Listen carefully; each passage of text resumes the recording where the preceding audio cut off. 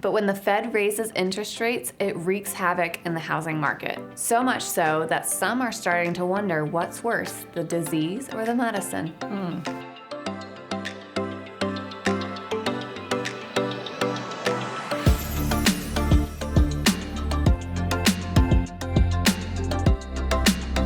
Hi everyone, I'm Claire McCown. And I'm Gail McCown. We are a mother-daughter real estate team helping buyers and sellers all over the North Atlanta suburbs. We also run a local lifestyle brand called The Best of North Atlanta with the McCown Group that keeps everyone informed about the best restaurants, shopping, and fun events around North Atlanta. In this market update video, we will discuss the state of housing on the national level and then bring it down to the granular level in each of the top 7 North Atlanta suburbs. Those 7 suburbs are Milton, Lake Lanier, Roswell, Suwanee, Johns Creek, Alpharetta, and Cumming. Let's talk national first. Listen to what Dion Rabowen with the Wall Street Journal says. We are seeing housing prices start to pick back up again, moving in the opposite direction of what the Fed wants.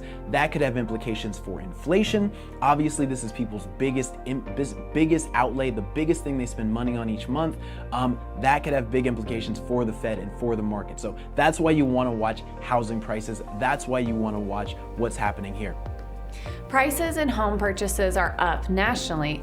Both existing home sales and new home sales are up.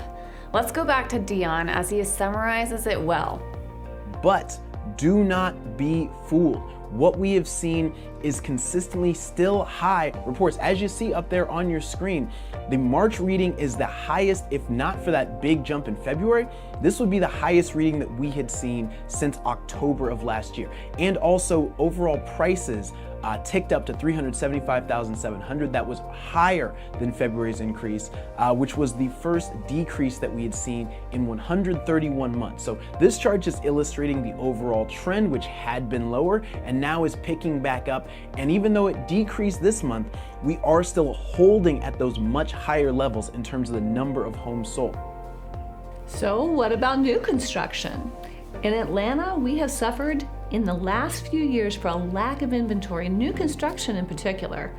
Nationally, construction is up by 36%.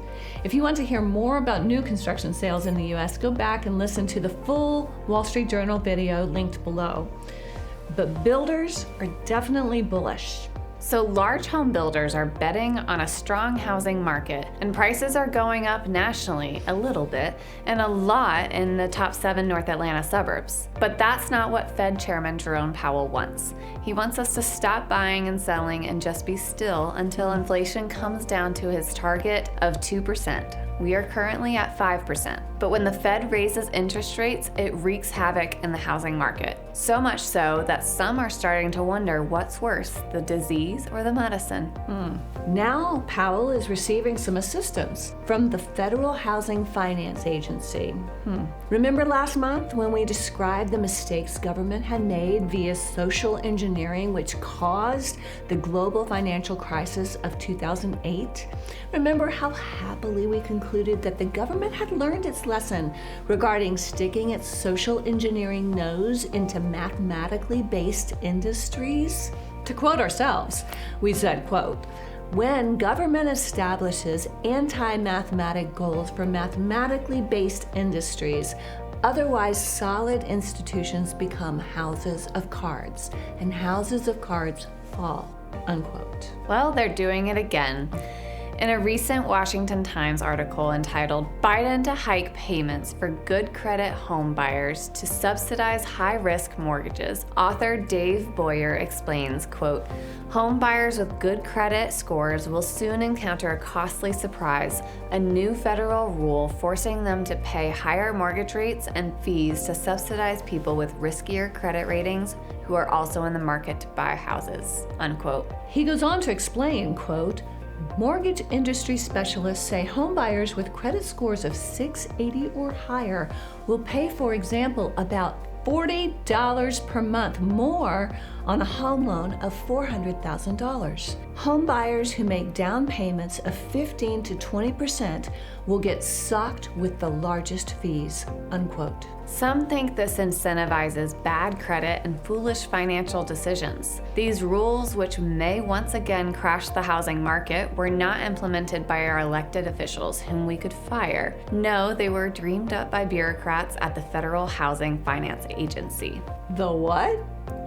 And without anyone voting up or down, they will go into effect May 1st. Boyer goes on to say that, quote, Federal Housing Finance Agency Director Sandra Thompson, a Biden appointee, said the fee changes will increase pricing support for purchase borrowers limited by income or by wealth. The agency calls the overall fee changes minimal and said the moves will ensure market stability, unquote. Boyer, in his article, said, quote, lenders and real estate agents say changes will frustrate homebuyers with high credit scores and homeowners seeking to refinance because the rule punishes them for their relatively strong financial positions, unquote. Everyone is in favor of creating a more favorable environment for lower-income households to be able to purchase a home. In the National Association of Realtors article entitled Middle-Income Homeowners Gained More Than $120,000 in Wealth Over the Past Decade from Home Appreciation, according to NAR. Chief economist Lawrence Yoon stated, this analysis shows how homeownership is a catalyst for building wealth for people from all walks of life. A monthly mortgage payment is often considered a forced savings account that helps homeowners build a net worth about 40 times higher than that of a renter. Woo! The analysis to which Dr. Yoon refers is NAR's Wealth Gains by Income and Racial/Ethnic Group. Key highlights from the article demonstrate that, quote, low-income homeowners built $98,900 and upper-income households built $150,800 from home appreciation since 2012, unquote. It makes mathematical sense that upper-income households built more wealth because equity appreciation is earned as a percentage of the value of the home.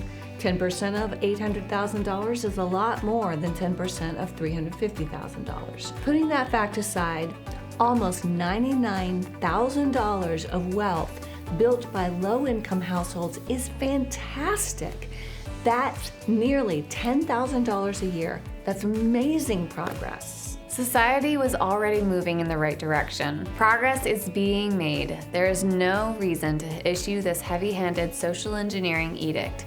It would never pass Congress. As Kenny Parcell, president of NAR, told Federal Housing Finance Agency earlier this year, quote, in the wake of a 3 percentage point increase in mortgage rates, now is not the time to raise fees on homebuyers. His wise advice fell on deaf ears.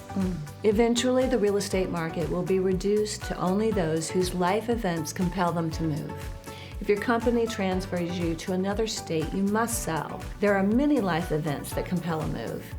These real estate transactions form the foundation of the market. Elective moves of people who just desire a better living situation will be severely reduced by these punitive and unnecessary fees. Between the 1-2 punch of Fed Chair Jerome Powell and Sandra Thompson at the Federal Housing Finance Agency, some think that our relatively stable housing market may experience the crash so many have predicted. There will be so much pain and suffering, but Powell admits that's what is necessary. What is the answer? I don't know. Neither of these people can be voted out of office. Until a solution can be found, we will have to endure their tyranny and do the best we can. For the moment, these are future concerns, so maybe there is a solution that will prevent the suspected disaster. But for now, the top 7 North Atlanta suburbs enjoy a somewhat stable market. In fact, Zillow reported values in Atlanta to be up 1.68% overall, but that is an average of the 12-county area served by FMLS.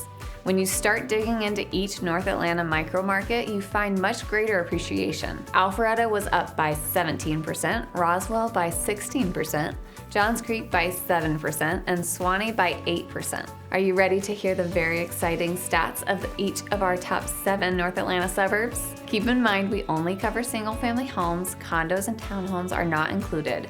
But let's dive in, starting with Milton. All right.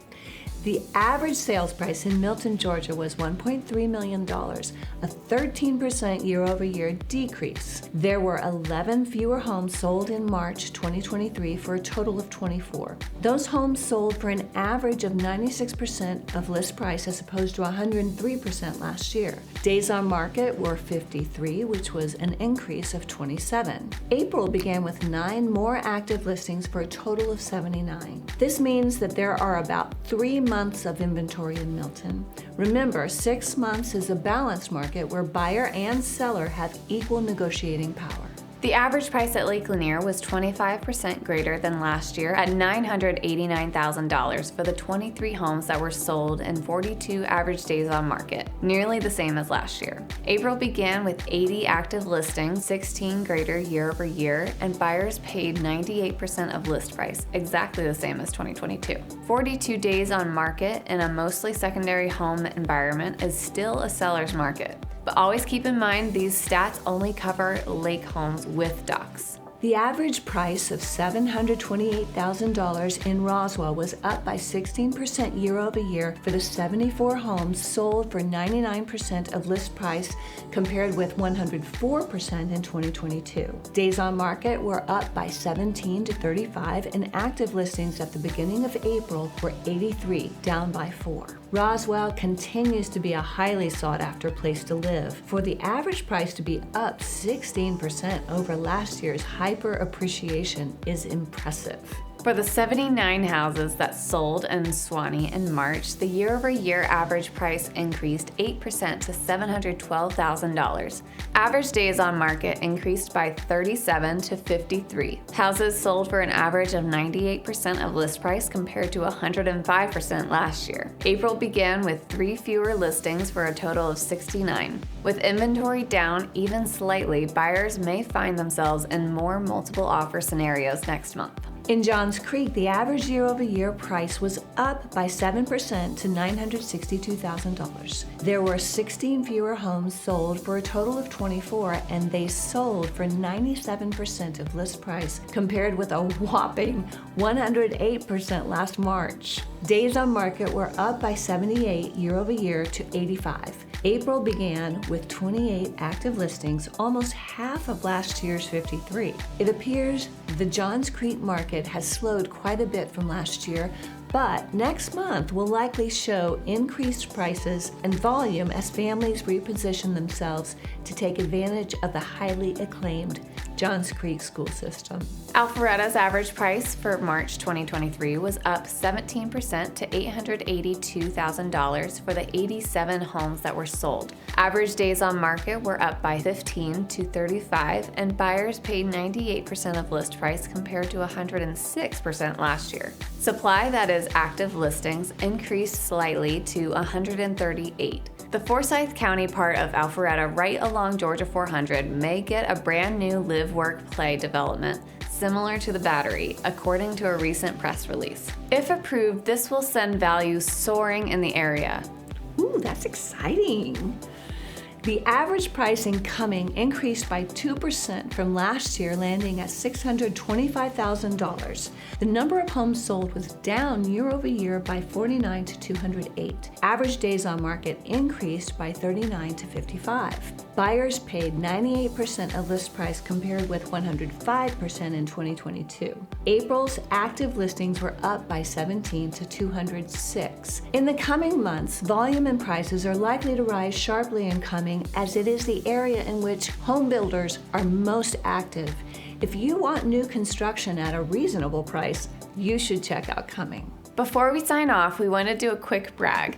This month, Gail and I were honored to be recognized as top producers in the Atlanta Realtors Association in the top 10% for volume last year. When compared to all realtors in the Atlanta area, we are in the top 5%, but we know it's only because our clients trust us with their real estate needs, and we are so grateful to all of you. We truly are so grateful. Now, let's wrap it up. Locally, we have a strong economy, low unemployment, low inventory, and rates have recently dropped. As we mentioned earlier, no matter the economic factors, circumstances sometimes determine that you must make a move. If that is you, we are here to help. If you want to explore selling your home, give us a call. We love to provide our clients with essential data so they can make informed decisions and, in the end, get the highest market price in the least time. If you're ready to buy in 2023, give us a call so we can sit down and discuss your particular situation. We can save you time, money, and headaches. If you found this information helpful, please like, subscribe, and share with a friend. If you have a different take on the market or would like to see specific stats for other communities, please comment below, or better yet, contact us directly. You can find us on Facebook and Instagram at The Best of North Atlanta, or visit our website at mccowngroup.com. Of course, you can go old school and call or text us at 678-807-9566. Talk to you soon and see you next time.